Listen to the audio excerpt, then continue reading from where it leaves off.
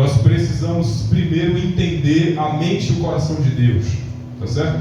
Nós somos um corpo, tá bom? Nós não estamos desmembrados do cabeça que é Cristo.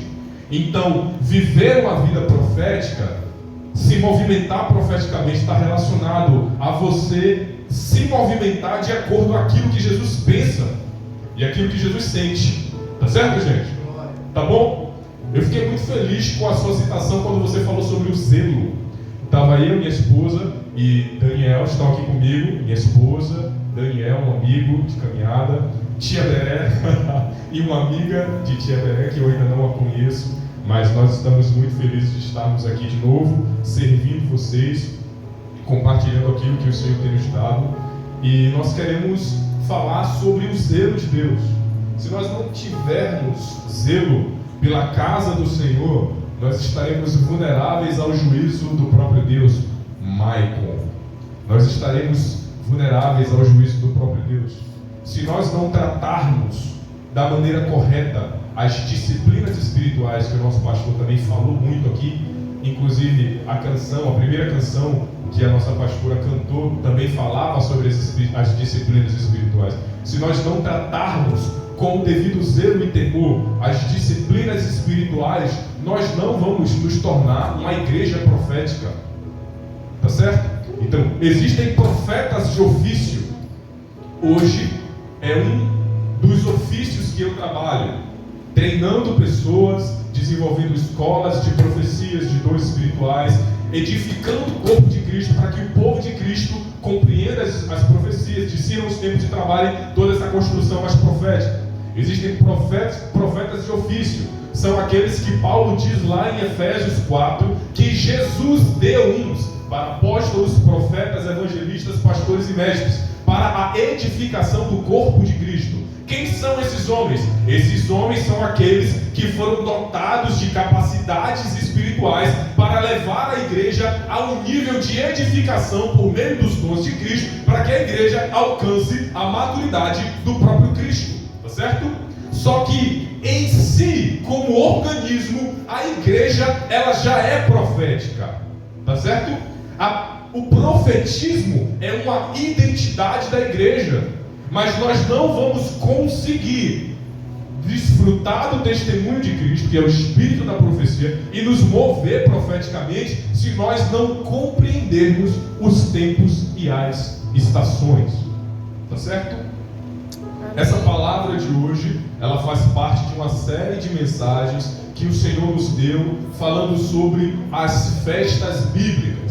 Eu fiquei muito feliz com o convite para ministrar em uma quarta profética, porque essa série de mensagens são mensagens proféticas sobre o tempo que a igreja de Deus está vivendo na nação, para servir como apontamento e instrução de onde Deus quer nos levar, tá certo? Então nós vamos trabalhar essa perspectiva. Eu vou tentar ser o mais didático possível para que a gente compreenda o que o Senhor está falando e a gente seja inserido. Então a gente precisa pensar o seguinte: dói muito no meu coração ainda quando alguns homens de Deus publicam agenda. É pecado eles compartilharem agenda, eles servirem em outros lugares? Não, eu não considero como pecado. Mas qual é o grande pecado que acontece nesse tipo de serviço? É que muitas pessoas estão se movimentando em agenda fora da agenda do próprio Deus. Tá certo? Então, o trono de Deus, ele é estabelecido na eternidade. Só que em Ezequiel aponta que o trono de Deus é sustentado por rodas. Quantos já leram isso aqui? As rodas do trono que são cheias de óleo por dentro e por fora. A Bíblia diz que quando as rodas se movem, o trono se move. Então, se nós somos o corpo de Cristo, e Cristo é o cabeça da igreja, e Cristo está sentado à destra do Pai, no trono de glória, e está se movimentando com o seu trono, o porquê nós e você, na maior parte das vezes, não saímos do mesmo lugar na nossa vida? O porquê nós não conseguimos avançar? O porquê nós não conseguimos dar passos passos largos para que todas aquelas palavras que nós já ouvimos de Deus se cumpram. Isso acontece porque provavelmente a nossa movimentação está oposta à movimentação de Deus. A igreja precisa se movimentar como Cristo se movimentava. E como é que Cristo se movimentava? Era só curando? Era só expulsando o demônio? Era só libertando o oprimido? Não. Mas a forma que Jesus se movimentava era obedecendo o Pai. Tudo aquilo que Jesus fez era para que se cumprisse as profecias. Nos 4 evangelhos nós vamos ver esse testemunho. E ele foi para lá para se cumprir a profecia. E ele veio para cá para se cumprir a profecia. E ele fez isso para que se cumprisse aquilo que o profeta disse. Então toda a movimentação profética de Jesus era obediência a Deus. Então, se você aqui quer se mover profeticamente e quer que as palavras proféticas que você já ouviu, já recebeu de homens de Deus no passado, no presente e no futuro se cumpram na sua vida, o primeiro conselho é: obedeça e submeta-se a Deus. Certo? Então, para discernir como Deus está se movimentando, a gente precisa olhar para esse tempo. Porque lá em 2 Crônicas diz que tinha uma tribo, que era a tribo de Issacar, que receberam de Deus a capacidade de compreender os tempos. E por compreender os tempos, eles instruíam o povo de Israel o que o povo de Israel tinha que fazer. Então isso é algo muito interessante, porque quantos já leram aqui sobre o tabernáculo lá em Êxodo, e que tinha uma coluna de nuvem que cobria eles durante o dia, e que tinha uma coluna de fogo que esquentava e protegia eles durante a noite? A Bíblia diz que quando essas colunas se moviam, todo o acampamento era desmontado e eles caminhavam atrás da nuvem. O que é isso? É uma movimentação profética. Aonde o Senhor está indo, eu tenho que estar. Olha para a pessoa aí que está do seu lado e diga isso. Aonde Deus vai, você precisa ir.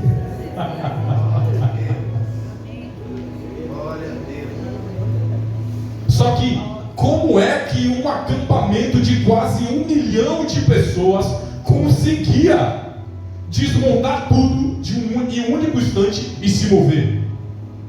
Eles não faziam isso de uma hora para outra, porque a tribo de Issacar era uma tribo que carregava características proféticas. Eles compreendiam os tempos e as estações. Então, quando Deus decidia se movimentar, essa tribo já estava ali, comunicando a profecia. Deus vai se mover, Deus vai sair daqui, vai para lá. Então a gente precisa desmontar o acampamento, colocar tudo sobre os ombros e se movimentar de acordo com a presença de Deus que está se movimentando. Nós precisamos restaurar essa identidade. Por que nós precisamos restaurar essa identidade? Porque, infelizmente, ao longo do tempo, nós nos corrompemos. Como foi que nós nos corrompemos? Nós nos corrompemos quando nós decidimos vir para a congregação dos santos para receber palavras proféticas, para mudar a história da nossa vida, quando na verdade nós deveríamos disponibilizar serviço. Nós nos corrompemos quando na verdade a gente só se coloca à disposição de receber bênçãos de Deus, provisões de Deus, restaurações e libertações de Deus, e a gente não olha para o próximo, a gente não olha para o irmão que está do lado. E isso é a prática da impiedade.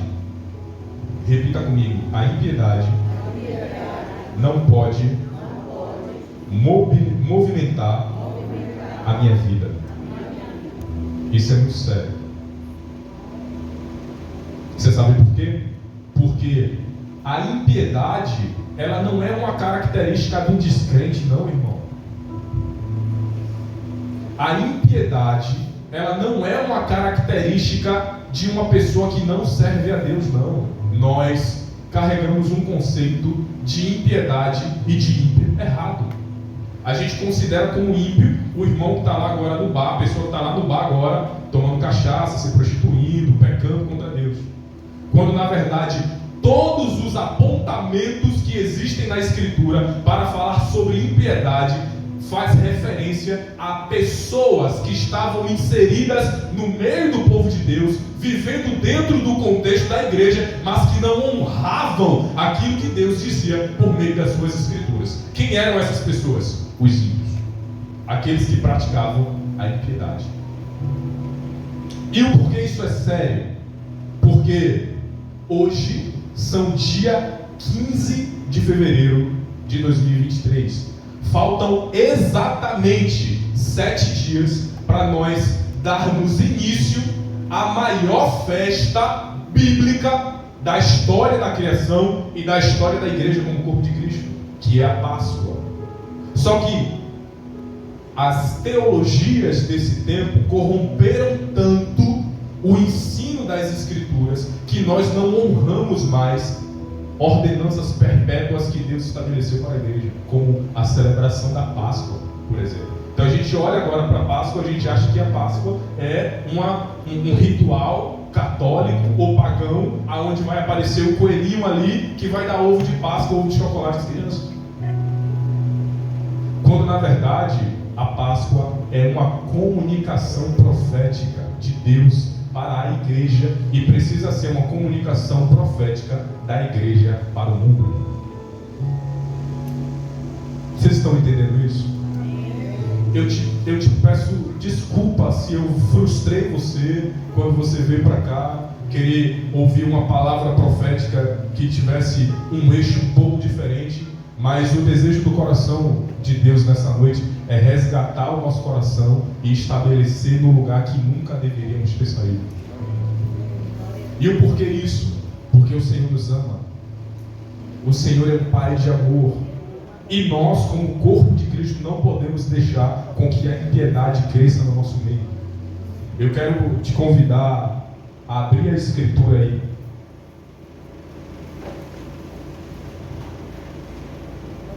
Em 2 Timóteo, capítulo 3.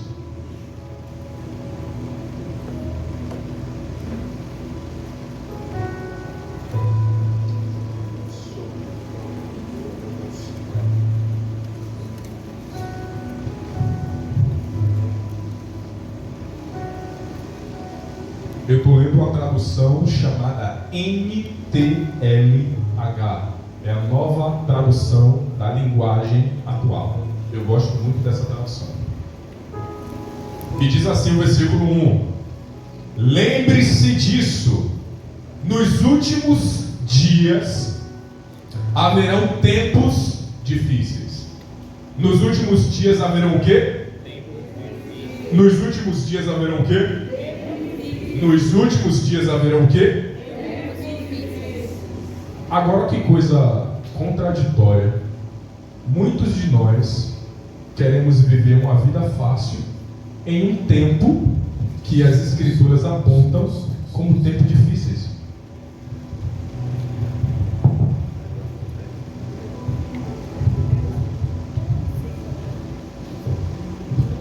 Muitos de nós queremos viver uma vida.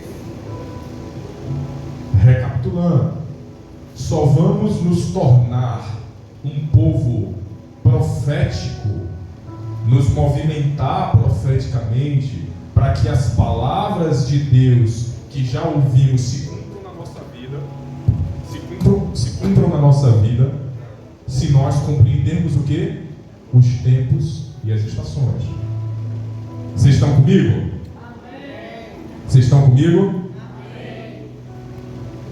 E aqui Paulo está dizendo para Timóteo: lembre-se disso, nos últimos dias haverão tempos difíceis, pois muitos serão egoístas, avarentos, orgulhosos, vaidosos, xingadores, ingratos, desobedientes aos seus pais, não terão respeito pela religião, eles não terão amor um pelos outros, serão duros de coração, caluniadores, incapazes de se controlarem, serão violentos e inimigos do bem. Eles serão traidores, altivos, atrevidos e cheios de orgulho, porque eles amarão mais o prazer do mundo do que a Deus. Eles se parecerão seguidores da nossa religião, mas com suas ações eles negarão o verdadeiro poder dela. Olha isso. Eles parecerão que serão seguidores da nossa religião, mas com as suas ações eles negarão o verdadeiro poder dela. Paulo está falando que Timóteo, seu filho na fé, deveria discernir o tempo dos últimos dias. E uma das características que ajudaria Timóteo a identificar a ascensão do império do anticristo, o crescimento do engano no meio do povo de Deus, seriam os comportamentos que muitos cristãos viveriam. Eles parecerão ser seguidores da nossa religião, mas com suas ações negarão o verdadeiro poder dela. Ou seja, a prática da impiedade é todo o comportamento que nega o poder transformador do Evangelho. Então eu quero deixar um recado aqui para você muito importante. Se você já ouviu o Evangelho, se você crê em Jesus Cristo, se você crê no reino de Deus, mas você não respeita as coisas sagradas, se você não honra a Deus com obediência, infelizmente, você está vulnerável ao juízo de Deus. E qual é o conselho? Se arrependa. Volte o seu coração para o lugar de zelo com a casa de Deus. Volte o seu coração para um lugar de amor e temor pela presença de Deus. Porque esse tempo que nós estamos prestes a viver é Páscoa. E Páscoa não fala sobre um coelhinho que sai da floresta para dar ovo de chocolate às crianças, mas fala sobre Deus andando na terra, caminhando no meio do seu povo. Por isso que nós precisamos aprender a discernir os tempos. Porque Deus tem uma agenda e nós, como corpo de Cristo, não podemos nos movimentar fora da agenda de Deus. E aqui eu quero dizer para você que só vamos entrar no novo de Deus abandonando as antigas práticas. Só vamos acessar o cumprimento das realidades espirituais se nós entendermos que o novo de Deus não é aquilo que Deus vai fazer lá há anos futuros. O novo de Deus não é somente o que Deus está fazendo agora, nesse tempo presente, mas principalmente entender que o novo de Deus já foi feito por meio de Cristo. E o que foi feito por meio de Cristo é Páscoa. Faltam 7 dias para nós entrarmos em um período de preparação da Páscoa que nós chamamos de Quaresma. Quantos já ouviram falar aqui da Quaresma? Gente, a Quaresma é um período extremamente importante para o nosso desenvolvimento como filhos de Deus. E se nós não entendermos que esse é o tempo que o Senhor está chamando o nosso coração para voltar a temer a Ele da forma que precisa, pode ter certeza absoluta que nenhuma das palavras proféticas que já ouvimos na nossa vida vai se cumprir na nossa vida. O novo de Deus não é o que Deus fará há alguns anos. O novo de Deus não é somente aquilo que Ele está fazendo nesse tempo presente, mas é aquilo que Ele já fez por meio de Cristo. Você sabe por quê? Para Deus, um dia é como 1000 e 1000 anos é como um. Então, em um único dia, Deus pode estar trabalhando por 1000 anos. E você sabe qual é a gravidade disso, Michael? É que se nós pecamos contra Deus em um único dia e não nos arrependemos, Deus pode se lembrar do nosso pecado e requerer do nosso pecado por 1000 anos.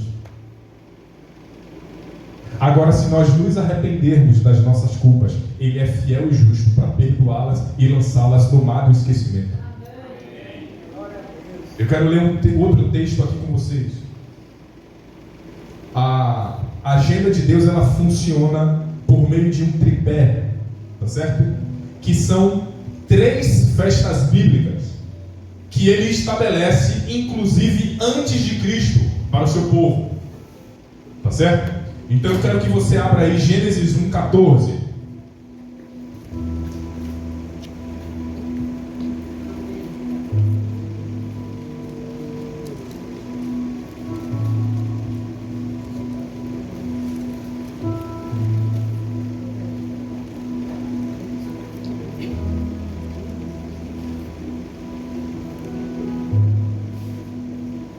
Só conseguiremos desfrutar o novo de Deus se vivermos como filhos de Deus. E a preparação para vivermos o novo de Deus é entrar na estação litúrgica chamada Páscoa. Gênesis 1:14 diz: então o Senhor disse que haja luzes no céu para separarem o dia e a noite, e para que marquem os dias, os anos e as estações. O que é que fala esse versículo? Deus criou luminares, o sol, a lua e as estrelas. Qual é a função desses luminares? A função do sol é governar o dia. A função da lua e as estrelas é governar a noite, mas elas não têm só essa característica. Eles têm as características principal de nos ensinar a discernir os tempos e as estações. E se a gente não entender isso, a gente vai se perder. Porque os judeus, eles vivem isso tão na íntegra que para início de um novo ano, eles olham para o sol. Vai comunicar que a pesca vai ser farta, eles olham para a lua. Eles precisam agora plantar. Então eles examinam que o período fértil da terra é quando a lua marcar alguma coisa lá. Eles compreendem a mudança dos tempos pela leitura do sol e da lua. E o porquê isso é necessário? Porque para os judeus, eles entendem a agenda de Deus também por meio do sol e da lua. Eles olham para o sol e entendem quando Deus ele vai entrar na Páscoa. Porque a Páscoa é a primeira estação litúrgica que Deus dá como ordenança para o seu povo, como um mandamento perpétuo. E qual é a comunicação da Páscoa? Para que em Cristo todos nós olhemos para o que Deus fez no passado. E o que foi que Deus fez no passado, no tempo de Páscoa? Êxodo 12, abre aí. Êxodo 12 não, Êxodo 5.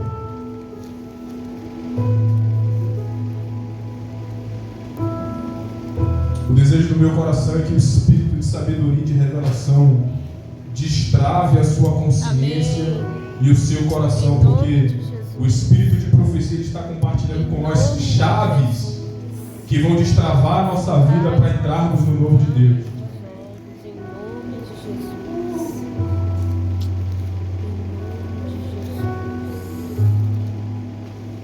Êxodo 5, versículo 1, diz assim, ó: depois disso, Moisés e Arão foram falar com Faraó.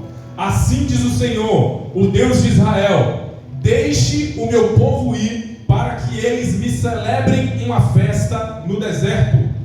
O Faraó respondeu: quem é o Senhor, para que eu lhe obedeça e deixe o povo sair?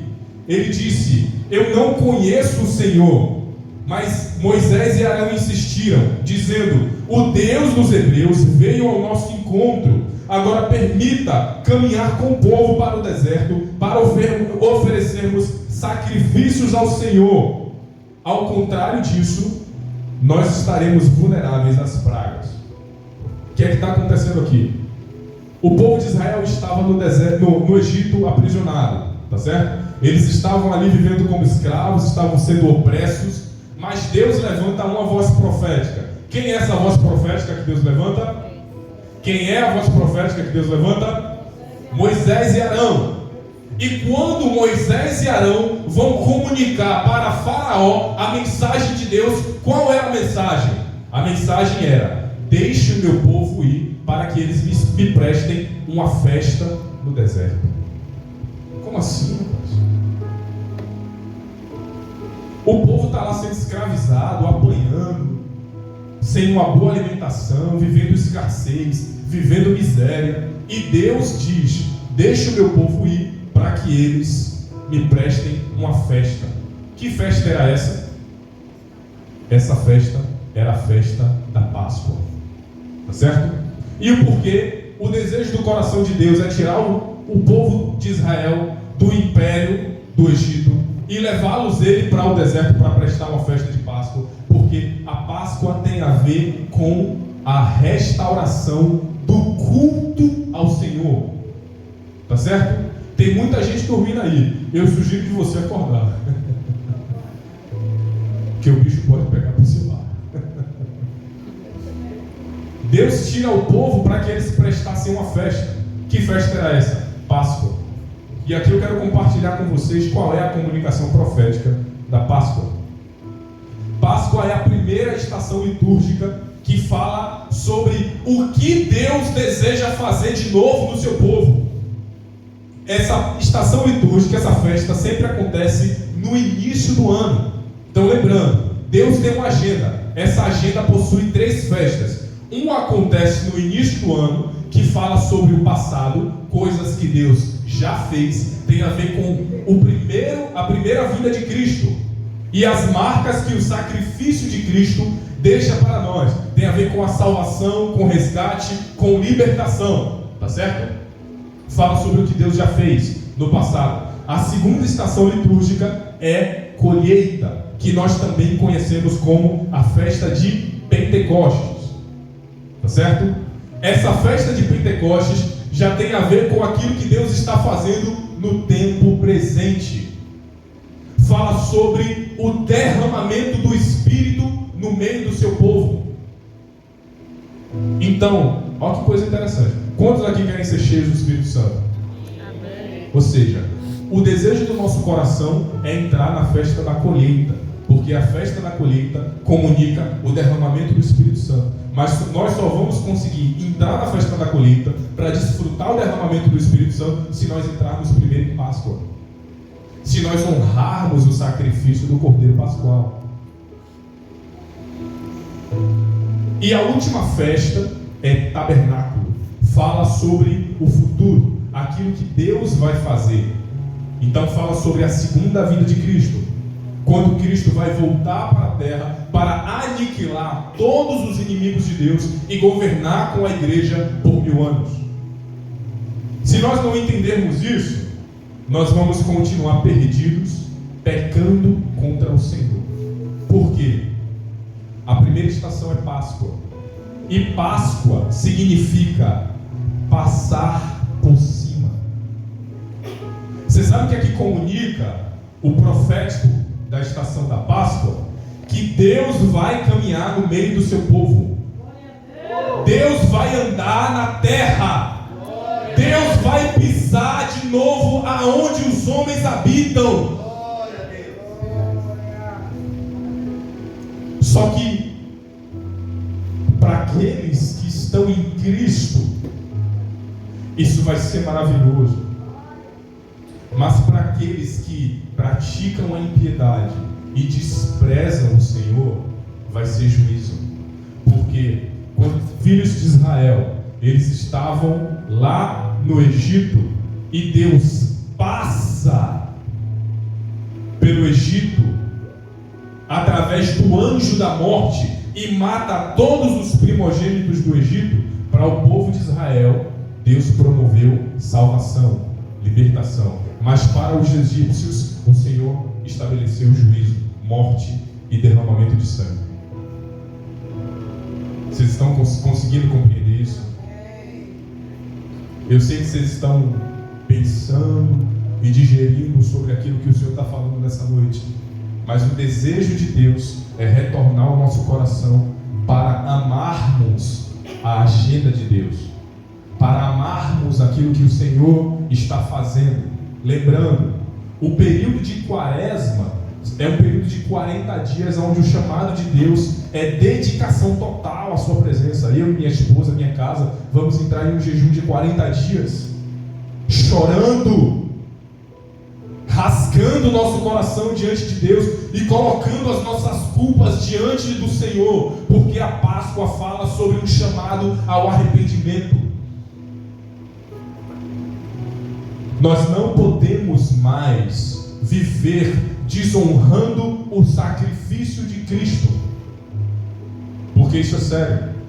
A primeira comunicação que existe da Páscoa está em Gênesis 3, quando Adão peca contra Deus.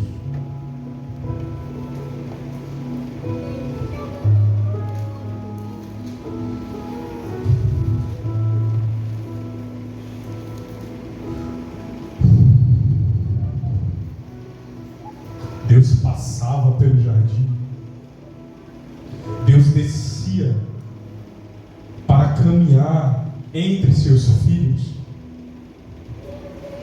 e Adão, mesmo depois de ter pecado contra Deus, ele consegue ter um discernimento profético de ver a movimentação de Deus.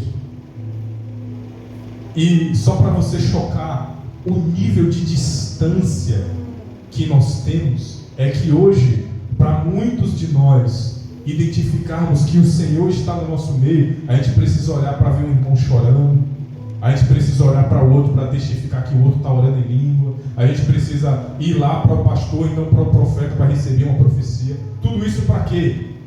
Como balizador, para identificar que Deus está no nosso meio. Será que nos corrompemos pouco? Será que nós vivemos diante da consciência que Jesus ensina, a consciência da presença de Deus? Se 2 ou 3 estiverem reunidos, congregados no meu nome, ali eu estou presente. Você sabe como é que nós manifestamos que nós estamos pecando contra o Senhor? É que, se de fato nós tivéssemos a consciência de que Deus está no nosso meio, nós não nos comportaríamos da forma que estamos nos comportando. Nós nos lançaríamos ao chão, nós choraríamos em arrependimento, nós clamaríamos para que o Senhor removesse a nossa culpa. Nós dizíamos: ó Deus, sara-nos. Nós gritaríamos: tem misericórdia de nós, porque nós somos um povo impuro.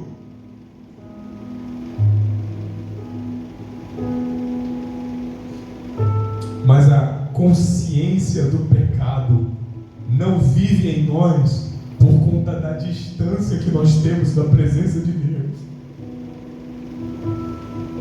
Porque se de fato estivéssemos perto do Senhor, nós reconheceríamos as nossas culpas, nos arrependeríamos dos nossos pecados e nos converteríamos dos nossos maus caminhos.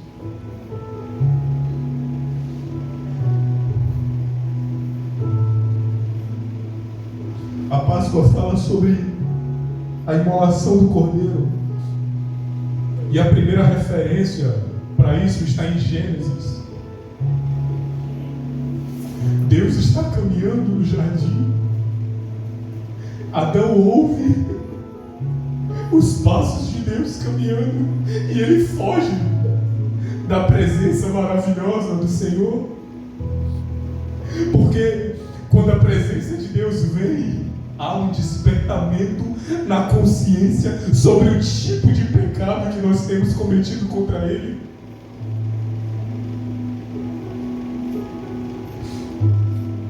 E a nossa indiferença a isso mostra o crescimento da impiedade no nosso meio. Adão foge de Deus porque ele tem consciência agora de que estava nu. ele toma folhas de figueira e constrói roupas para ele e para Eva. E Deus chama Adão, dizendo: aonde está você?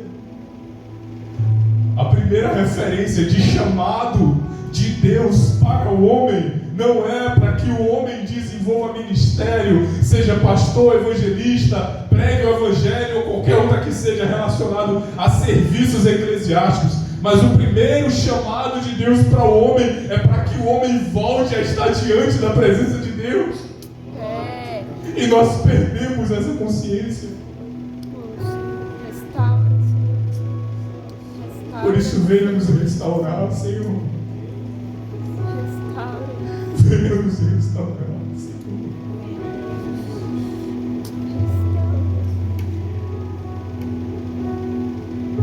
Deus precisa matar um animal para cobrir a nudez, para cobrir o pecado.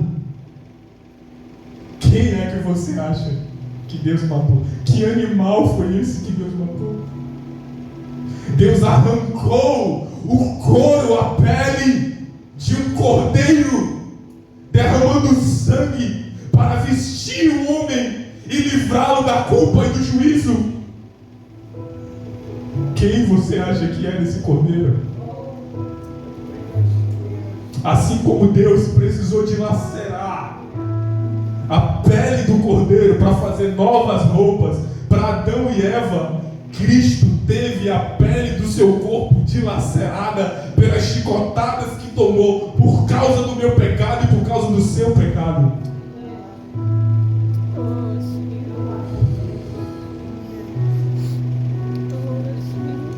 Então Páscoa está relacionado a ter a consciência correta do sacrifício de Cristo. Porque sem a consciência correta do sacrifício de Cristo, nós não vamos conseguir entrar no novo tempo de Deus.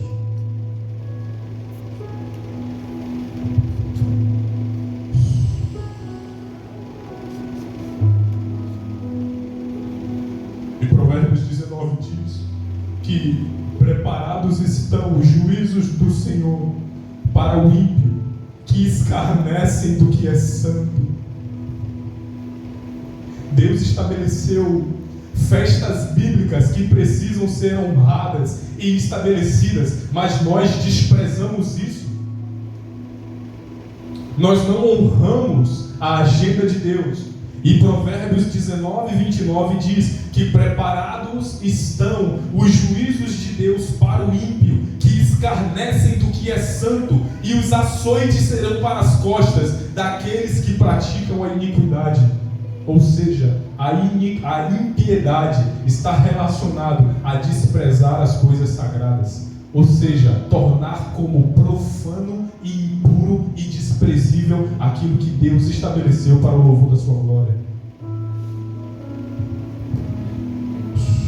E existiam 3 condutas que Deus estabeleceu para o povo nesse período de Páscoa.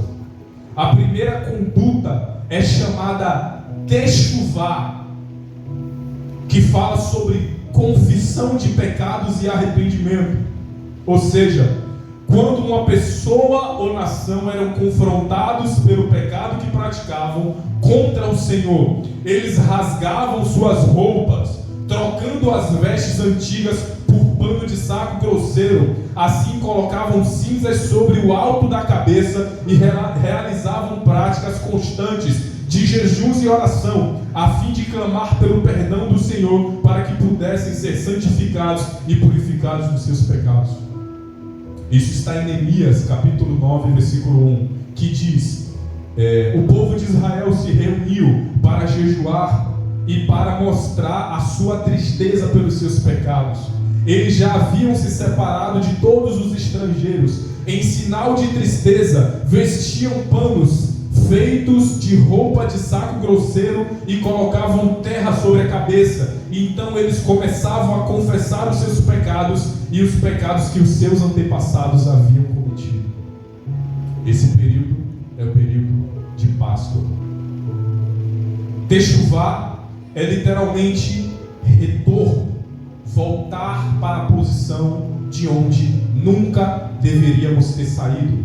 Ou seja, voltar para Deus como Deus deseja, porque fomos gerados nele, e a separação que há entre nós e Deus é produzida por causa da nossa prática do pecado.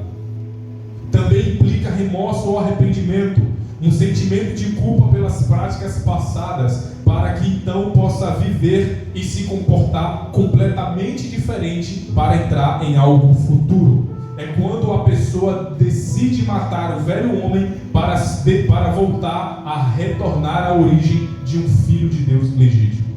E aqui eu quero fazer um ato profético. A primeira conduta que Deus chama o povo para viver no período da Páscoa é confissão e arrependimento. E o ato profético que nós vamos fazer, o primeiro ato profético, é confessar os nossos pecados a um irmão.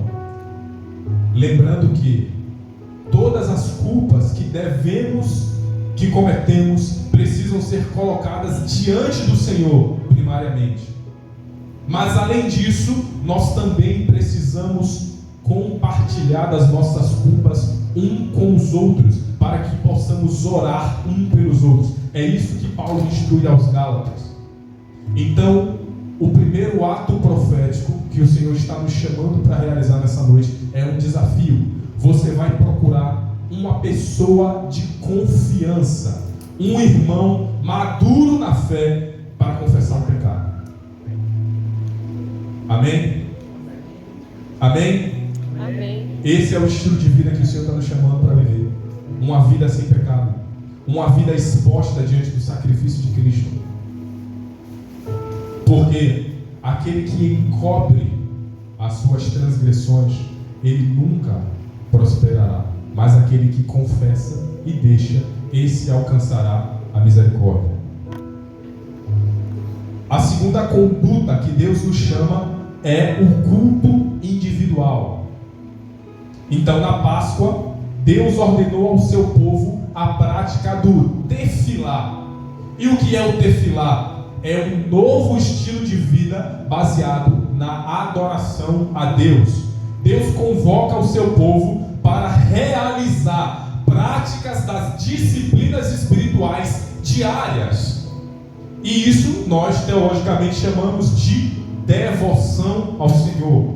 O objetivo de Deus em libertar o povo escravizado do Egito era a adoração. Então você se lembra o que Moisés e Arão disseram para Faraó? Deixe o meu povo ir para que eles vão para o deserto me prestar uma festa, um culto solene. Que festa era essa? Páscoa. E Páscoa não fala só sobre arrependimento, mas fala sobre devotar a Deus toda a honra e toda a glória. Fala sobre adorar ao Senhor por meio das práticas, das disciplinas espirituais que a maior parte de nós negligenciamos. Nós saímos da nossa casa para congregar, para participar do culto quarta, sexta e domingo, mas ao menos sequer lemos a Bíblia em casa. Ao menos sequer nós pegamos os nossos filhos, impomos as mãos sobre eles e os abençoamos. Nós não confessamos os nossos pecados às nossas esposas.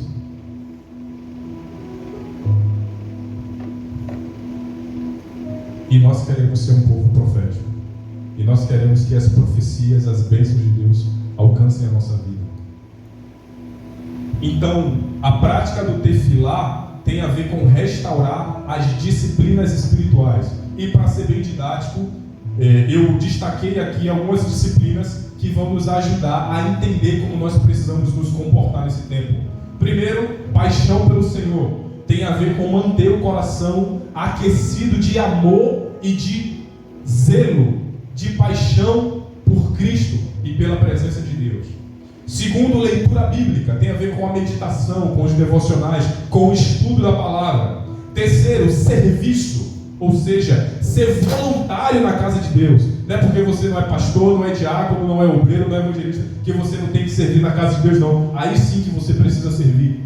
Mas não só servir a Deus, mas também servir a todos os santos. Então, se o seu irmão precisa de uma carona para ir para casa, ele está a pé e você está de carro, sirva a ele. Abençoe a vida dele. Tá certo? Solitude tem a ver com guardar a língua. Tem muita gente aí falando demais. E eu confesso aqui para vocês abertamente que essa também é uma culpa minha, é um pecado meu. Às vezes eu não consigo guardar a língua e eu falo mais do que devia, e eu firo com as palavras, e eu ofendo e machuco com as palavras. Então nós precisamos ter o nosso corpo santificado.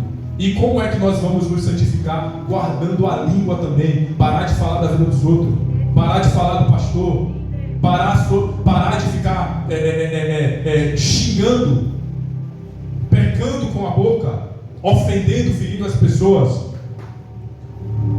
Contemplação tem a ver com guardar os olhos, olhar para o Senhor, deixar de cobiçar, deixar de desejar aquilo que não lhe pertence. Tem a ver com viver um padrão de vida que está mais relacionado a olhar para Deus do que olhar para as coisas do mundo. Generosidade tem a ver com doação, abrir mão daquilo que você possui a benefício de um outro irmão. Perdão também é uma disciplina espiritual, tem a ver com libertar o seu coração das feridas, das amarguras e das ofensas. E orgulho tem a ver com soberba, altivez, chamando para deixar o próprio ego e se revestir da humildade. E aqui a principal, que eu acredito que é o que o Senhor deseja para nós, que é o jejum, que não tem a ver só com a abstenção alimentar, mas tem a ver com se inibir de consumir tudo aquilo que nos afasta de Deus. Homens viciados na pornografia por conta dos seus instintos carnais, mulheres que comem de forma desacelerada porque estão traumatizadas e feridas nas suas emoções, consomem comida por conta do prazer, não comem para nutrir o corpo, mas comem para preencher o vazio da alma e acabam produzindo mais inferioridade, acabam se sentindo mais feias, acabam se sentindo rejeitadas. Então Deus está nos chamando para viver um novo padrão de vida, e esse novo padrão de vida na Páscoa é que vai nos introduzir no novo de Deus. E o Techuvá, para fechar, que tem a ver com, quer dizer, eu queria antes também, aqui no Tefilá, que tem a ver com o jejum que eu falei agora. O outro ato profético, o segundo ato profético, é convocar vocês a abandonarem coisas que vocês gostam muito de fazer. Porque a maior parte das coisas que nós gostamos de fazer nos tornam pessoas mais carnais. Se não tiver nada relacionado com as obras de Deus e forem coisas ordinárias da vida, sempre vão nos tornar pessoas mais carnais. É ver filme, jogar um mapinha. E às vezes a gente troca a adoração, a leitura das escrituras, a oração por essas coisas. Então Deus está nos chamando para abrir mão daquilo que nos afasta dele, que não são só práticas de pecado, mas coisas que são lícitas, mas que não convêm mais para a sua vida. Então, o segundo ato profético que eu quero fazer é convocar você e desafiar você a abandonar, a abrir mão de uma coisa que te dá muito prazer. É o celular, é algum tipo de comida, é um lugar que você gosta muito de ir, mas que você não vigia e acaba se corrompendo por causa de outras pessoas que frequentam esse mesmo lugar. E o último é Sedaká, que tem a ver com a prática da justiça e da generosidade. Então, na Páscoa, Deus também convocava o coração do seu povo para abrir mão daquilo que possuía a favor do benefício de uma pessoa que vivia uma condição financeira inferior. Deus chamava eles para viver a prática da generosidade e da misericórdia. E misericórdia significa colocar um miserável dentro do nosso coração. Então, o terceiro e último ato profético que o Senhor está nos convocando é: dê um presente a alguém, ainda por esses dias. Primeiro, nós tivemos o arrependimento, a confissão dos pecados, e o ato profético foi: procure um irmão maduro de sua confiança para confessar um pecado, para que Deus ele quebre seu orgulho de viver uma vida oculta, de viver uma vida sem confessar o pecado, de só falar para Deus na oração. Mas Deus ele quer nos levar a um nível maior de exposição diante dele. Segundo, foi a prática das disciplinas espirituais, oração, jejum, meditação da palavra. E o chamado de Deus no ato profético foi abrir mão, renegar alguma coisa que você gosta muito de consumir ou gosta muito de fazer. E o terceiro e último é tzedakah, que tem a ver com a prática da justiça e da generosidade. Vamos levantar?